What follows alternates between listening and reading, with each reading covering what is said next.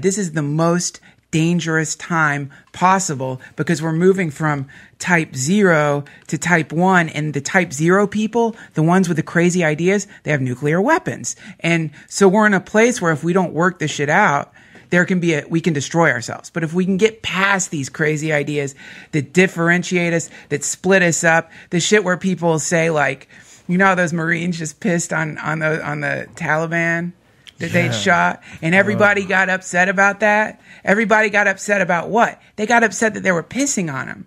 They didn't get upset that they'd killed. They're like, how could you urinate on bodies? It's like, you just blew fucking holes in the chests of these men. That's horrifying. That's awful.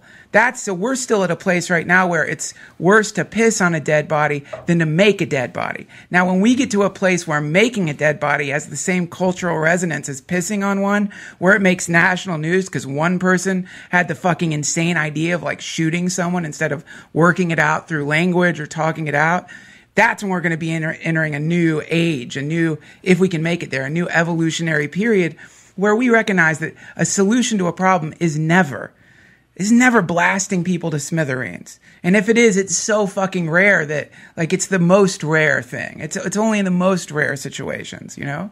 So I think that we're on the verge of getting to this place, and I think the internet's helping. I think every time, you know, you look at what happened with SOPA and PIPA, and you see the power of this organizing force, and logic seems to rule in the internet. It's just logical. The logical majority seems to be making things happen. So if that happened on a planetary scale, where instead of these fucking insane guys like the president of Syria, look at that freak. Have you seen that fucking guy? He's insane. He's an insane dictator, you know? If like these people, what was the name? Mubarak, and what's his name in Egypt? What was his name? Mubarak. These guys who think it's okay to be president for 40 years straight.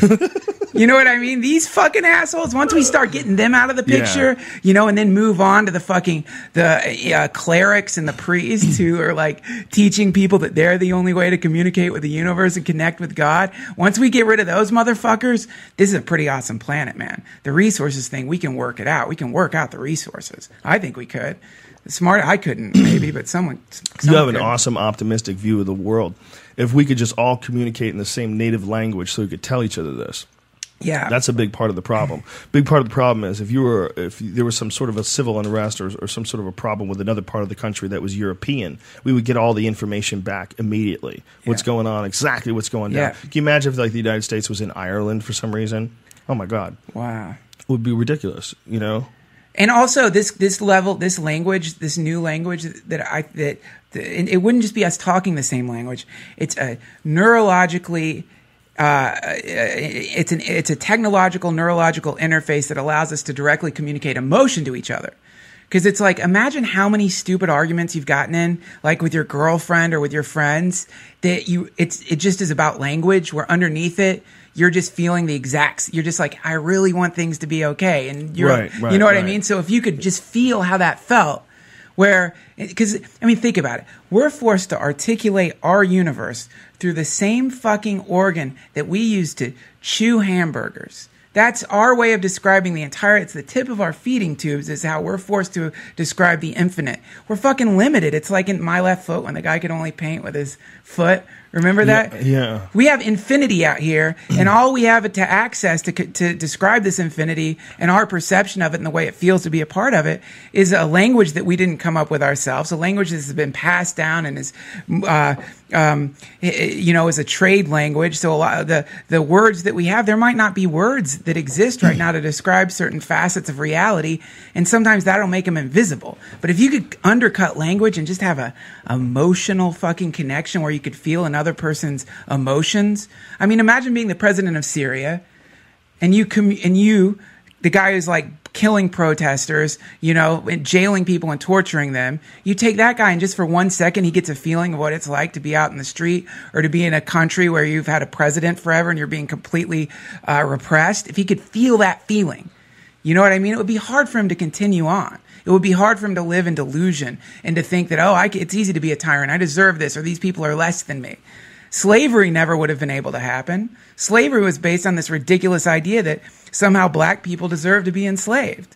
You know, it's the same thing with eating meat. We believe that in general, people one way, not everyone. Some meat eaters are like, yeah, I eat meat, and I know that these animals have feelings and generally die a brutal life, but I think I deserve to eat meat, and I think that's natural. That's the best rationale for eating meat. That's it. You acknowledge the suffering and pain you're causing, and you do it because you think you deserve it. But some people, they think fucking animals are like clockwork things. You know what I mean? Like little mechanistic, like a wristwatch, and they don't feel the same things that we feel. And we'll never know that until we create a neurological interface with animals. And the moment you realize, oh, fuck, man, these cows, they feel love. They feel love for each other and fear. And they fucking mourn their kids. Then when you sit down and eat a hamburger, it's going to be a much more intense experience. Maybe it'll make it taste better. I don't know. But it's going to be... This cow knew love.